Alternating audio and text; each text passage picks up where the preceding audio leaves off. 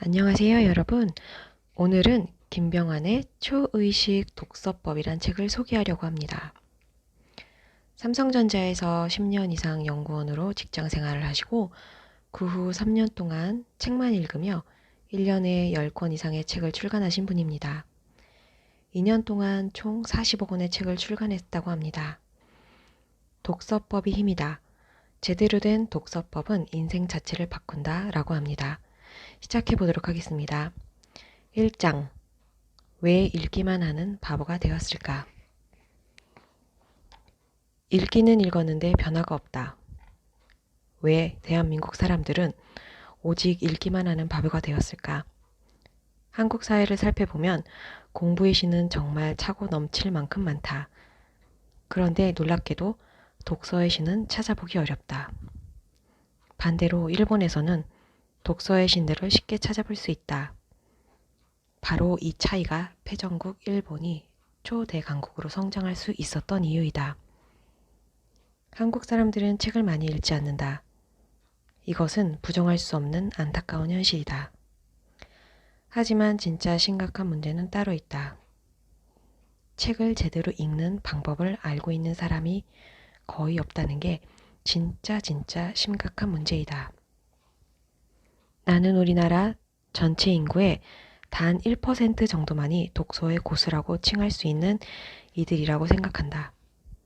즉, 1% 정도만이 독서를 제대로 할 수 있는 사람이고 나머지 99%는 독서를 제대로 할 줄 모르는 사람들이라는 의미다. 세계에서 가장 독서를 하기 싫어하는 사람이 모여 사는 나라가 대한민국이 아닐까? 물론 공부 좋아하고 책 읽는 거 좋아하는 사람들도 적지 않다. 그럼에도 우리나라 사람 80% 이상은 책을 읽지 않고 살아가고 있다. 하지만 더 안타까운 문제가 있다. 책을 많이 읽는 소수의 훌륭한 사람들조차도 책을 읽은 만큼의 효과를 제대로 얻지 못하고 있다는 사실이다. 여기서 한 가지 질문을 던져보겠다. 왜 한국인들은 오직 읽기만 하는 바보가 되었을까? 단도직입적으로 말해 책을 읽는 방법에 대해 단 한 번도 스스로 검증해보거나 테스트해보거나 고민해본 적이 없기 때문이다. 즉, 우리는 그동안 책을 읽는 방법에 대해서는 거의, 아니 전혀 관심을 기울이지 않았다. 그저 글자만 알면 책을 읽을 수 있다고 너무 쉽게 생각해버렸다. 바꾸어 말하자면 글을 읽고 쓸 수 있는 사람, 독서하는 방법을 아는 사람이라는 등식을 너무 당연하게 믿어왔던 것이다. 무조건 미치기만 하면 되는 것일까? 그렇다면 이러한 문제의 해법은 없을까? 우리 주위를 보면 책에 미쳐서 책만 읽는 사람들이 꽤 있다. 그런데 무조건 미치기만 하면 그 분야에 통달한 대가가 될 수 있을까? 물론 나 역시 책에 미쳐 살았다. 하지만 완전 초보였다. 그런데 운이 좋았다. 운이 따라주지 않았다면 나는 여전히 책만 읽는 바보로 살아가고 있을지도 모른다. 인생은 단 한 번뿐이다. 이왕 책에 미칠 거라면 책을 통해 자기 자신을 드높이고 더 큰 인생을 살아갈 수 있는 사람이 되는 것이 훨씬 더 의미와 가치가 있을 것이다. 물론 책에 미쳐서 평생 책만 보는 사람들에게 뭐라고 할 생각은 없다. 나 역시 그런 사람 중 하나였기 때문이다.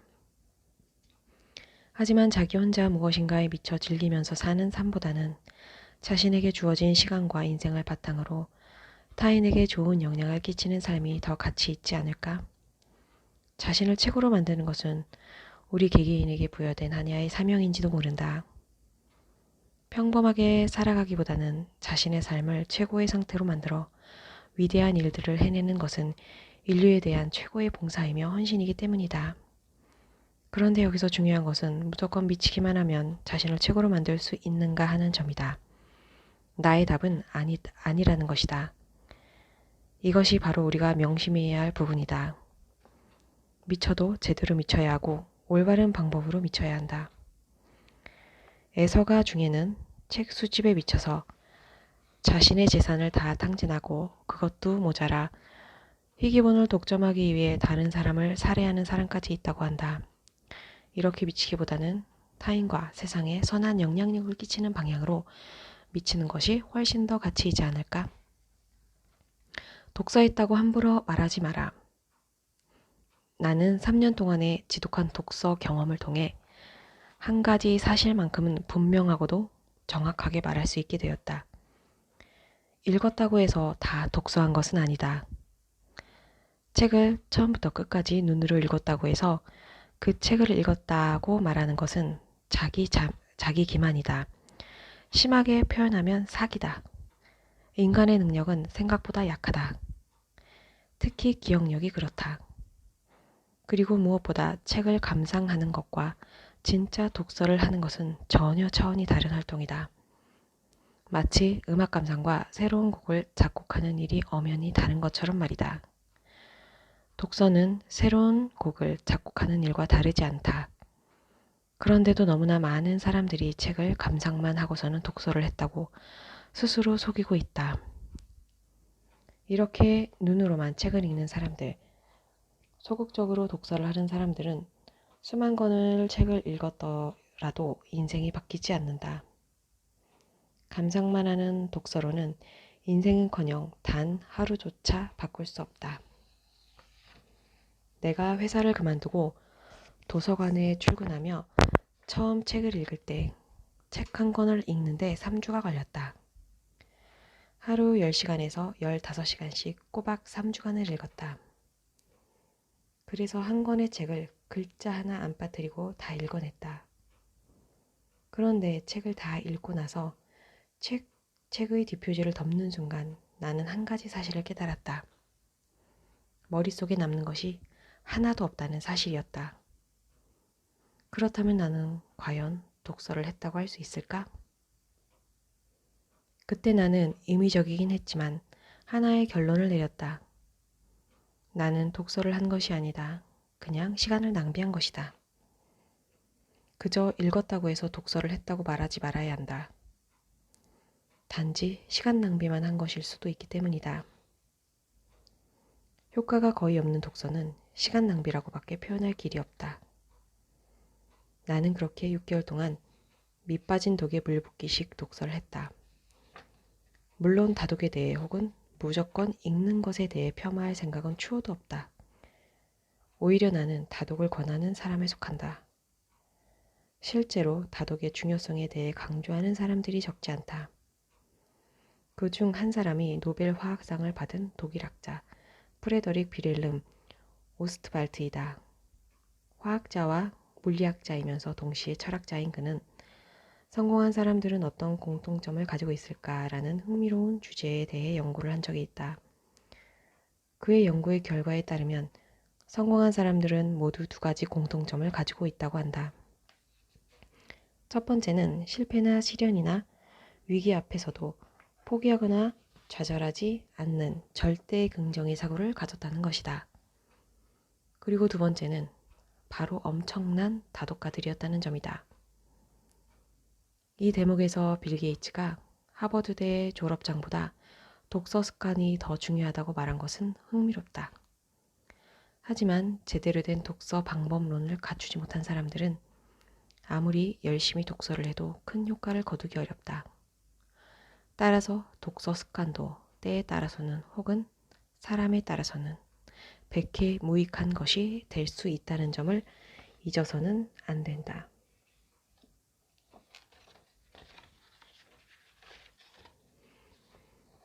물놀이와 수영은 하늘과 땅 차이. 물속에서 하루 내내 지낸 적이 있다. 그때는 혈기가 왕성했던 대학생 젊은 시절이었다. 아침 식사 전에 새벽 운동을 좋아했던 터라 그날도 운동을 하기 위해 동네 수영장을 갔다. 무더운 여름이에도 새벽이라 사람이 많지 않았다. 아침 운동 삼아 수영하기 너무 좋은 조건이었다. 나는 물속에 들어가서 정신없이 수영을 했다. 정말 특별한 경험이었다.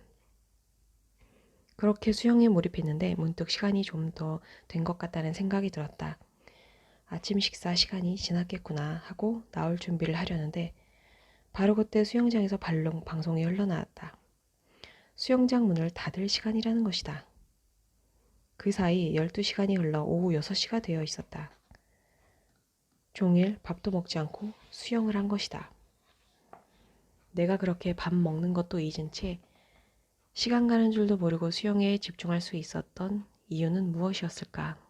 그것은 한마디로 수영의 재미를 온몸으로 느낄 수 있을 만큼 수영하는 방법을 잘 알고 있었기 때문이다. 그런데 어떤 사람들은 수영장에 가도 별 재미를 못 느낀다. 수영할 줄 몰라 수영의 맛을 모르기 때문이다. 특정 운동의 마니아들은 대개 그 운동을 잘하거나 최소한 할 줄 아는 사람들이다. 그런데 이것은 비단 수영이나 스키 같은 운동 분야만의 이야기는 아니다. 공부나 독서 같은 분야에서도 마찬가지 이치가 적용된다. 여기서 중요한 점 한 가지를 지적해야겠다. 물속에 종일 있는다고 해서 그 사람이 수영을 할 줄 아는 사람이라고 단정 지을 수는 없다. 수영이 아니라 물장난만 치면서도 종일 물속에 있을 수도 있다. 물에서 노는 걸 좋아하는 사람이 물장난만 하면서 종일 물속에서 지낸다고 해서 그가 수영을 할 수 있다고 결코 말할 수 없다. 물장난과 수영은 엄연히 다르기 때문이다. 그가 수영을 배워서 실제로 수영을 하지 않는 이상 하루 24시간 물장난을 친다 하더라도 그는 절대 수영을 할 줄 아는 사람이 될 수 없다. 독서도 이와 마찬가지다. 글을 읽고 쓸 수 있게 되는 초등학교 때 독서를 할 수 있는 사람이 되었다고 간주하는 것은 수영과 물장난을 한 가지로 여기는 것 같다. 종일 책을 읽을 수는 있겠지만 그것이 곧 독서가 될 수는 없다. 분명한 사실은 독서법과 독서력은 나이만 먹는다고 해서 저절로 향상되는 기술이나 능력이 아니라는 점이다. 독서법은 자전거 타기와 다르지 않다. 자전거를 처음 탔을 때 생각해보라.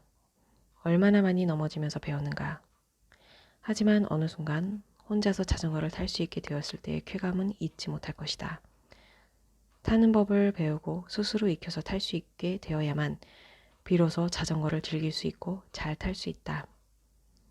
이 사실을 모르는 사람은 없을 것이다. 하지만 독서법에 대해서는 이렇게 생각하지 않은 경향이 있다. 글자를 읽고 이해할 수 있는 사람이라면 누구나 저절로 독서를 할 수 있다고 너무 쉽게 생각해버리는 것이 가장 큰 문제이다.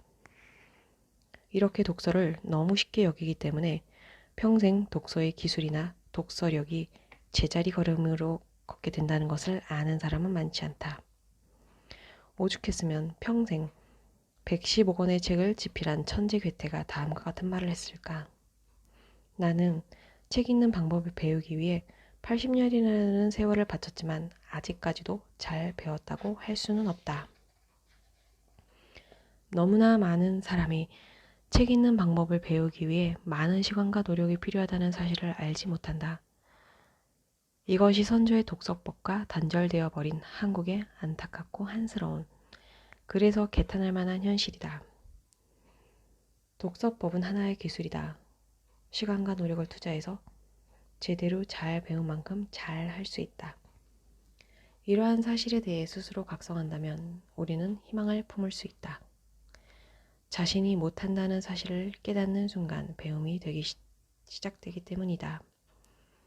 나 역시 처음 6개월 동안 독서하는 법을 모른다는 의식 없이 그저 무작정 읽기만 했다. 그러다가 6개월이란 시간을 낭비하게 되었다. 자전거를 끌고 다니는 것과 자전거를 타는 것은 엄연히 다르다. 말할 수 있는 것과 토론이나 연설을 할 수 있는 것 역시 전혀 다르다. 글자를 아는 것과 독서를 할 수 있는 것 또한 마찬가지다. 이렇게 독서의 차원을 자각하는 것이 독서법을 배우는 첫 걸음이라는 사실을 명심하자.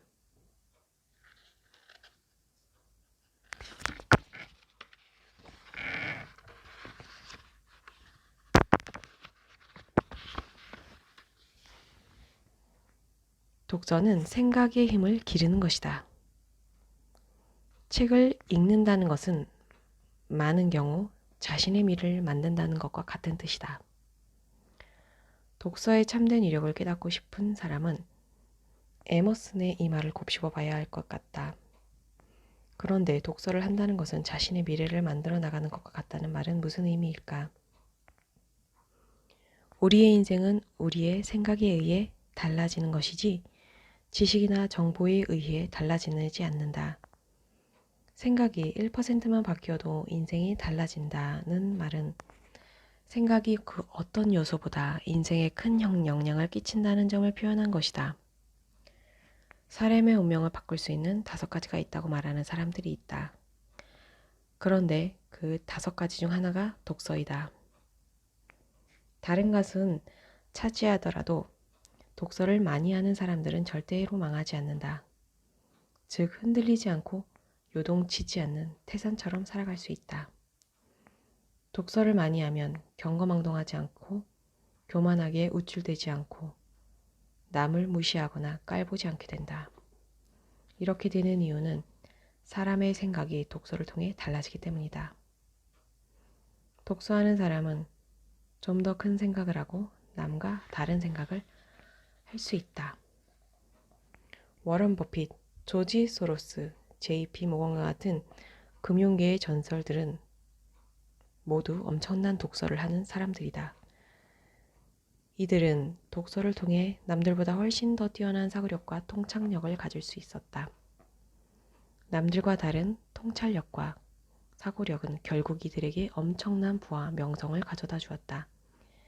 이렇게 위대한 성공과 부를 일궈낸 사람들 대부분은 독서를 통해 탁월한 사고력을 얻은 이들이다.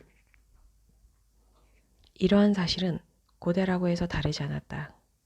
전쟁에서 승리한 이들은 모두 뛰어난 사고력을 바탕으로 탁월한 전략을 구사할 줄 알았다. 뛰어난 사고력은 결국 독서에서 비롯되는 것이다. 옛말에도 이르기를 만권의 책을 읽고 만리의 길을 다녀야 세상을 보는 눈이 생겨 인생을 잘 살아낼 수 있다고 했다. 생각은 우리가 짐작하는 것보다 몇백 배 더 강력한 힘을 가지고 있다. 그래서 나는 생각의 힘이란 책을 쓰기도 했다. 그 책을 통해 모든 부와 성공과 승리의 토대는 남다른 생각, 탁월한 생각, 뛰어난 생각, 앞선 생각이라는 사실을 강조한 바 있다. 즉 워런 버핏, 빌 게이츠, 오프라 윈프리, 조지 소로스, 토머스 에디슨, 마오쩌둥, 안철수 등과 같은 인물들이 위대한 성공을 거두고 부와 명예와 권력을 거머쥘 수 있었던 이유는 그들을 생각하는 사람으로 변화시켜준 독서의 힘에서 찾을 수 있다. 독서를 하지 않았다면, 그래서 사고하는 힘을 기를 수 없었다면 그들 역시 평범한 삶을 살아가는 수많은 사람들 중 한 명에 불과했을지도 모른다. 결국 그들로 하여금 위대한 성공과 부와 명예를 가질 수 있게 해준 것은 생각하는 힘을 길러준 위대한 독서였다. 위대한 기업 IBM을 창립자 토머스 왓슨이 강조한 것은 다름 아닌 생각하라였다. 인류에게 스마트폰 시대를 열어준 스티브 잡스가 내건 모토는 다르게 생각하라였다. 빌 게이츠는 1년에 한 번씩 생각 주간을 갖는다. 아인슈타인 역시 지식보다 상상력, 생각이 중요하다고 말했다. 위대한 인물들과 기업들은 모두 생각의 중요성과 힘을 잘 알고 있었던 것이다. 독서는 아는 것이 아니라 생각하는 것. 독서에 대해 가장 큰 오해 중 하나는 독서의 목적이 모르는 것을 알게 하는 데 있다고 보는 것이다. 하지만 독서의 목적은 무엇인가를 아는데, 즉 지식 습득에 있지 않다. 독서의 가장 큰 목적은 무엇인가를 자꾸 생각해내고자 하는 데 있다. 남들과 다른 생각, 남들보다 더 뛰어난 생각, 어제보다 더 진일보된 생각을 하기 위해 필요한 것이 독서이며 지혜이며 경험이다. 그런 점에서 배움의 궁극적인 목적은 생각하게 하는 것이라고 할 수 있다. 이는 독서도 마찬가지다. 흔히 실용서보다는 인문고전을 읽는 것이 더 독서의 효과가 크다고 한다. 그리고 인문고전에는 사람을 변화시키는 힘이 있다고 한다. 이유는 무엇일까? 인문 고전에는 정답이 없기 때문이다. 실용서는 먹고 소화하기 쉽도록 저자들이 이미 잘 요리해 놓은 음식을 담고 있다. 독자들은 저자가 차려놓은 만찬을 그저 먹기만 하면 된다. 다시 말해 실용서는 저자가 정답을 만들어 놓고 그 정답을 독자들이 이해하고 수용하게 만든다. 그래서 독자들은 쉽고 간편하고 빠른 독서를 할 수 있다. 이와 반대로 인문고전의 저자들은 정답보다 위대한 질문을 던진다. 그래서 인문고전을 읽는 독자들은 매우 혼란스럽고 힘들다. 읽는데도 더 많은 시간과 노력이 필요하다. 그래서 실용서보다 인문고전 독서가 몇십 배 더 생각하게 만든다. 그런 점에서 참된 독서의 맛과 느낌을 경험하기 위해서는 인문고전 독서를 하는 것이 바람직하다. 인문고전 독서는 무엇인가를 알려주기보다는 새로운 것을 생각하게 한다. 그리고 생각하는 힘을 길러준다. 지식은 교육을 통해 얻을 수 있다. 하지만 지식이 생각하는 힘을 기르지는 못한다. 그래서 공부만 시킨 대학은 영원히 삼류신사를 벗어날 수 없다. 하지만 학생들이 인문고전 독서를 하도록 장려한 대학생이 그 졸업생들을 통해 인류로 도약하게 되는 경우를 쉽게 발견할 수 있다. 속독법이 초보자에게 적합한 독서법이 아닌 이유도 바로 여기 있다. 무조건 책만 빨리 읽는다고 해서 올바른 독서를 했다고 말할 수 없기 때문이다. 운동을 하면 몸의 근육이 단련되고 신체가 강해진다. 이와 마찬가지로 독서를 하면 생각의 근육이 단련되고 사고력이 강화된다. 이것이 올바른 독서를 했을 때 얻는 최고의 효과이다. 네, 짧게 초입 부분 읽어드렸고요. 독서를 잘하는 방법에 대해서 뒤에 보면 나와 있는데 여러분들도 한번 이 책을